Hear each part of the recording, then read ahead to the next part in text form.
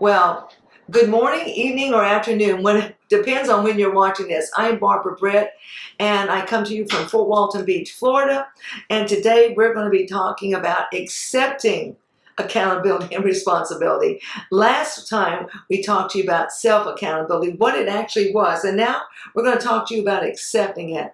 Well, I'm a motivational speaker that comes to you with action steps and activities, because if we don't, you don't get from here to there. So I'm taking responsibility for motivating you and also giving you the tools to move forward with accountability and responsibility. And then I do consulting with companies on the culture of their company. Again, when we all feel valued, when our skills, talents are utilized to the nth degree, when we're going to walk into that office building, we're going to be better at our jobs, and the whole community is going to thrive from that, including the people that come into that office. And then I do professional coaching.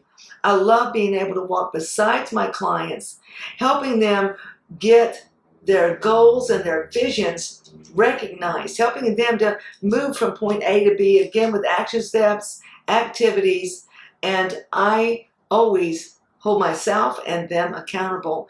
And this makes the difference of their success and then mine as well. So today what we're going to do is we're going to talk about accepting accountability and responsibility. How do I accept it? How do I get out there and really utilize it? So I want to give you this percentage, and I want you to really think about it, because this will knock you on your socks. It says 99% of all failures comes from people who have a habit of making excuses. And that was by George Washington Carver. And I want to tell you what, go back and look. If anybody could have made a quote, it was him.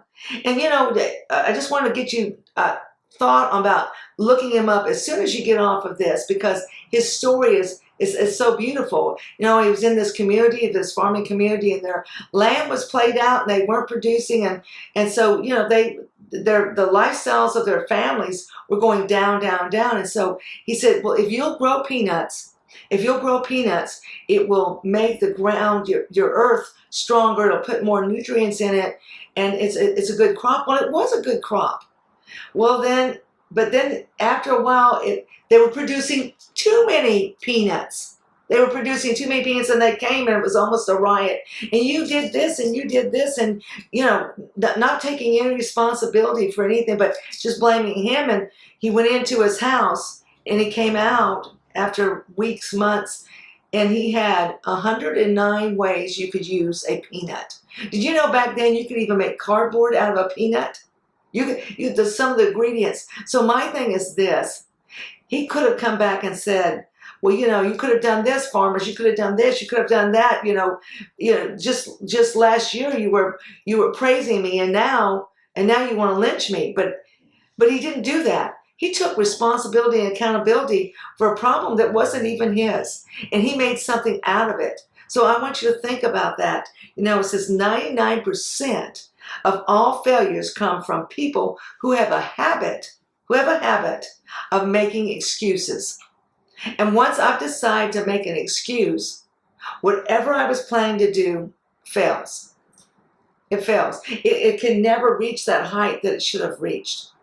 So take something from that quote. I just love it. The next one is from Eleanor Roosevelt.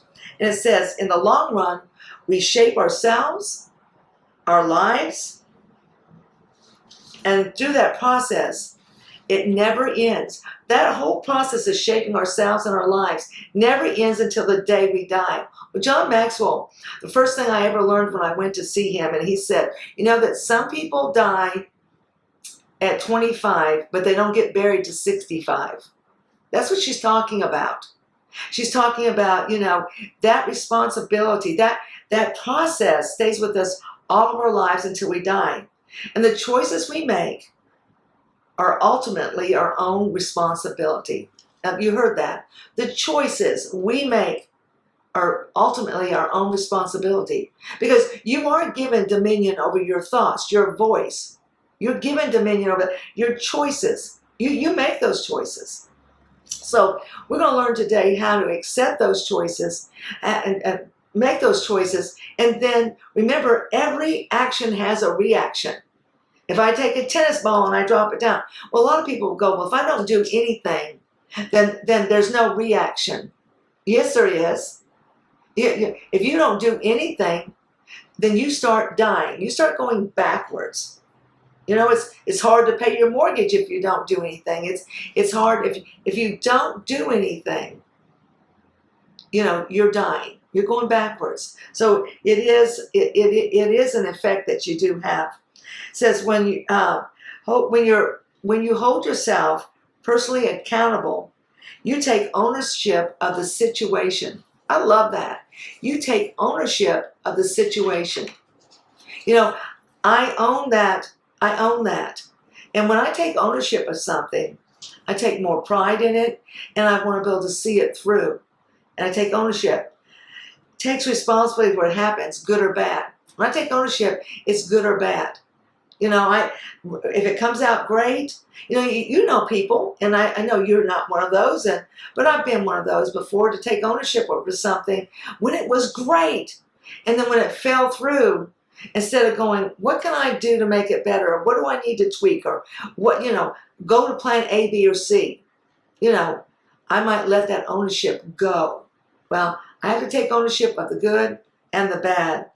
And I can't blame others. If your first step in life, if your first step is to blame someone else, then we have a problem. And I can tell you, through my walk of life, that's exactly where I used to be. I would find, if someone else was a scapegoat, I could let myself off. Well, as we grow and as we mature, we get to that point where we have to take ownership and not blame someone else. How do you accept accountability? I'm going to tell you this. If you think that what I'm going to tell you is going to be easy and you go, oh, I can accept that, there's no problem. It's not easy. Accepting responsibility. Who's the hardest person to lead? Is yourself. I'm telling you right now. Why? Because I will hold someone else responsible. In fact, I was talking to a teacher the other day, and it was about accountability and responsibility. It was so funny because, we hold our students accountable and responsible, and sometimes we don't hold ourselves, or we weren't there. So again, it can be uncomfortable. We had a good laugh about that because it can be uncomfortable for a lot of reasons. So we did talk about that. And then, how do I get there?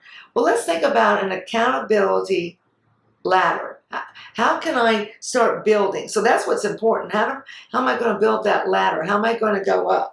So the first one is acknowledge. Again, accountability. Acknowledge the levels that you're going to have to go. And this is, start acknowledging, okay, if I'm responsible for this, I'm going to tell you an easy way to do this. Write it in bullet point and write it with a pencil. Write it with a pencil. Write it down. And then in that bullet point, or you can use a pen too, but you don't type it. Write it down.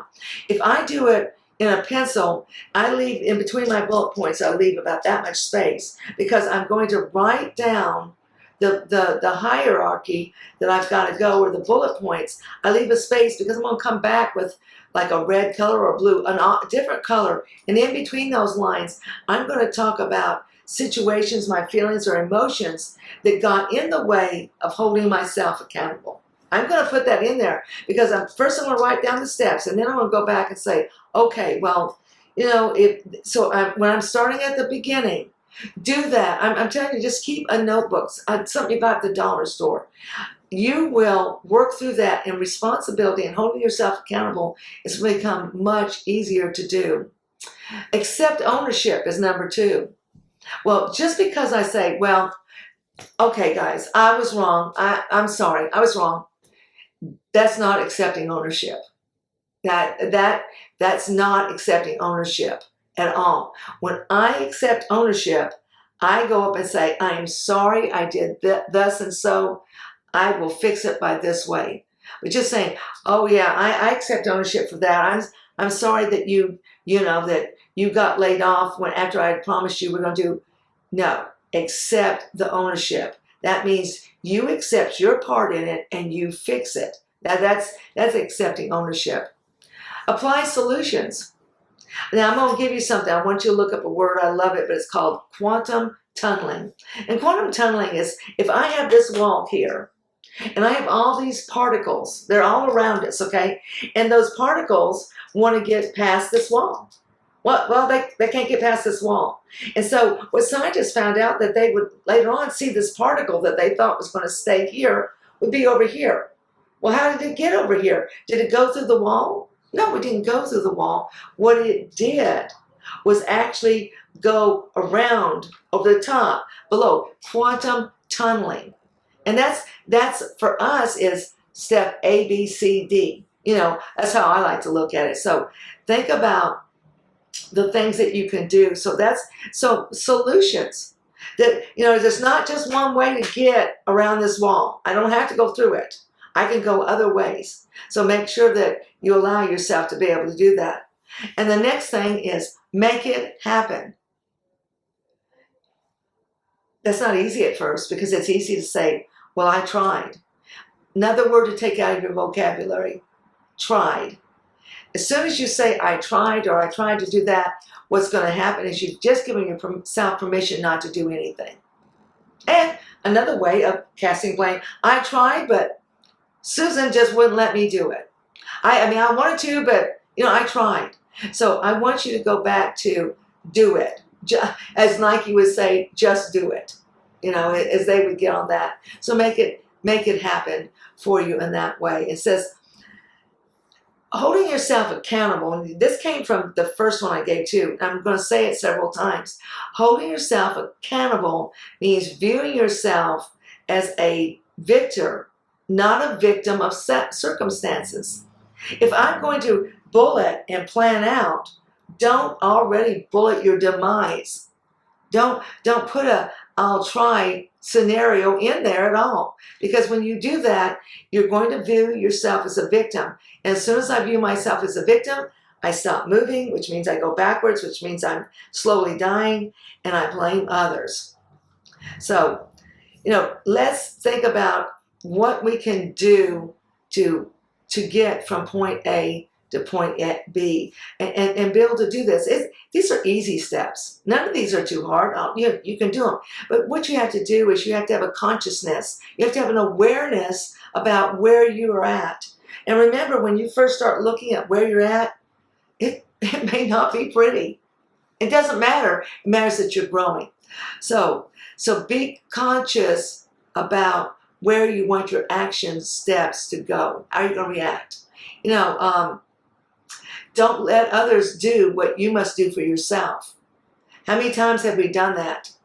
We've made a victim out of someone else. Well, you can do that. You don't make as much money, so you're not that, you know. And so we let others do what we should be doing, and then we blame them if they don't hit our mark. Well, you know who could have hit the mark? You could have hit the mark. I could have hit the mark. Make something a daily. Make it a daily accomplishment of your goals. Know what goes into them. Use reflection time. That's super important. You know, so commit. Here's some ways that you can, you know, just do this. I'll give you just a couple things. Define your goals. Make them clear, concise, and consistent. Define your goals. Really define what you want and what you're willing to give up to go up. Now I can say I'm going to stop wasting my time on, I talked to you about the other day, and just watching binge TV. Let's put it at that. I'm going to stop wasting my time. So I gave up something, but I didn't give something to go up. It's not just about giving up. Now, when I gave up that 30 minutes or that hour, how did I use that 30 minutes or an hour so that I could define my goals and establish what I want to get? That's what we're talking about. So I've enjoyed you being with me today. Thank you so much for traveling on this journey with me, because isn't that what we all are? We're traveling on a journey going forward. So think positive. Think about what you can do. And you know what's amazing is you can be accountable and responsible for so much more than you ever thought you could. Again, this is Barbara Britt, and if you would like more information on how to get through these steps and actually grow yourself personally and professionally, go to barbarabritt.com and join me. Thank you again for being with me today. Again, hold yourself accountable and responsible. I'll talk to you next time.